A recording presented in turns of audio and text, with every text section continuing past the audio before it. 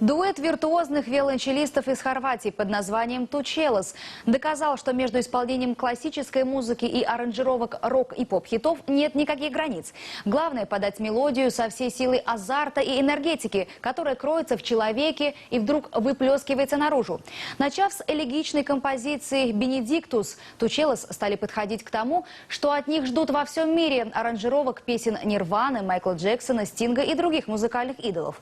Подробнее в материале нашего культурного обозревателя Дмитрия Пивоварова.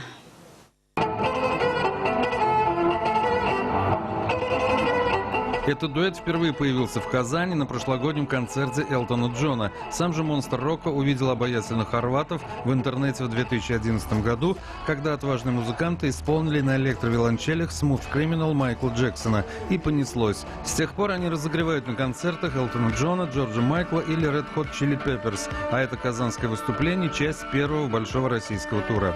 Хорватские музыканты пробили брешь в информационном поле и сделали игру на виолончели демократичной и доступной для многих, так как они сами считают, музыканты классики – это люди замкнутые и закрытые.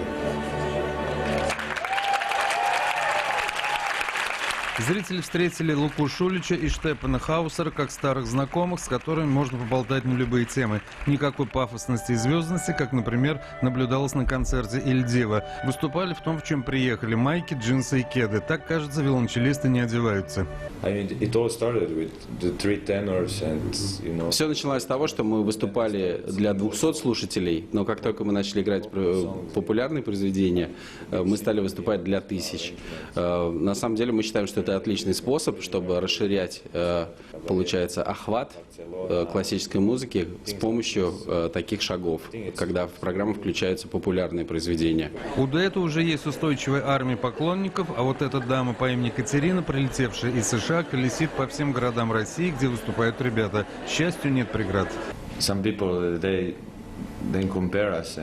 самом деле в мире существует очень много хорошей разной музыки, которая нас привлекает. Нас часто спрашивают о том, что каково нам делать то, что в принципе начала делать Апокалиптика. На самом деле мы делаем что-то совершенно другое.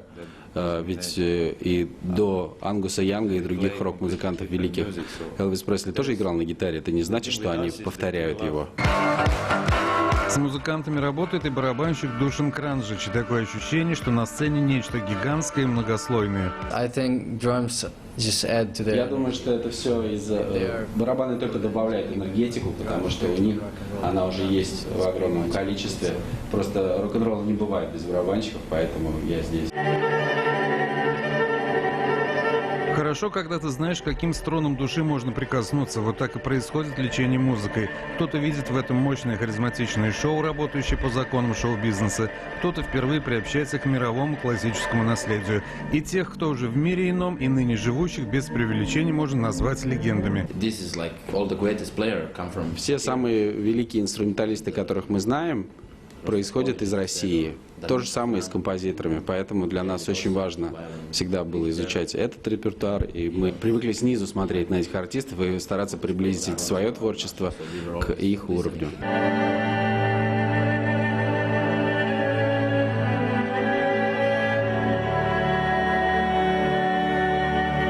Дмитрий Пивоваров, Рустем Кадыров, телеканал «Эфир».